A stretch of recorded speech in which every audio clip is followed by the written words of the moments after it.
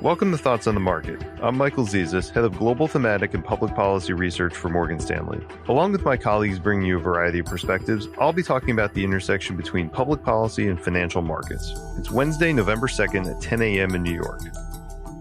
On Tuesday, Americans will cast their ballots for members of Congress. Well, most Americans will. Many will have already voted by mail. And that's important to know because it means that, like in 2020, investors may have to wait days to reliably know who will control Congress. And that uncertainty could spell volatility in the bond markets under the right conditions. Allow me to explain. Like in 2020, the increased use of vote by mail means the early vote counts reported may not be a good indicator of who's winning a particular race, especially in races expected to be close. Mail-in ballots are typically cast more often by Democrats than Republicans, and in many jurisdictions are counted after in-person voting. That means that early reported results may look favorable to Republicans, but like in 2020, leads can vanish over time, and so we'll need to reserve judgment on which party seems poised to control Congress. While that uncertainty is playing out, it helps to know which outcomes would be market movers and which ones might have no immediate impact. For example, let's consider what it would mean if Republicans take back control of one or both houses of Congress, which polls and prediction markets are pointing to as the most likely outcome.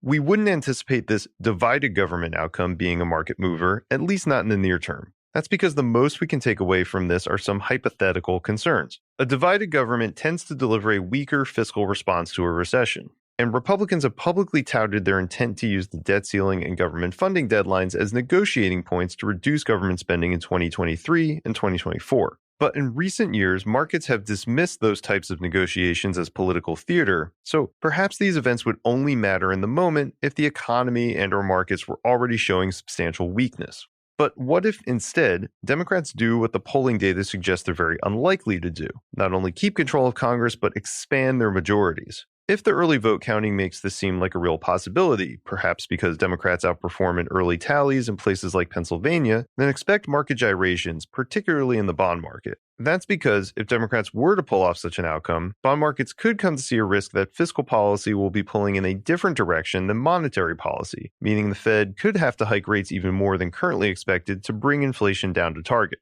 Expanded Democratic majorities could be a signal that inflation was not the electoral challenge many feared. Without that political constraint, investors could equate these expanded majorities with an increased chance that Democrats would revisit many of their previously abandoned spending plans. So, bottom line, be prepared. The polls are showing Democrats are unlikely to expand majorities, but the history of markets is rife with examples of unexpected outcomes creating market volatility.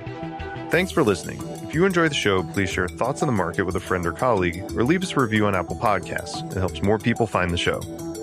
The preceding content is informational only and based on information available when created. It is not an offer or solicitation, nor is it tax or legal advice. It does not consider your financial circumstances and objectives and may not be suitable for you.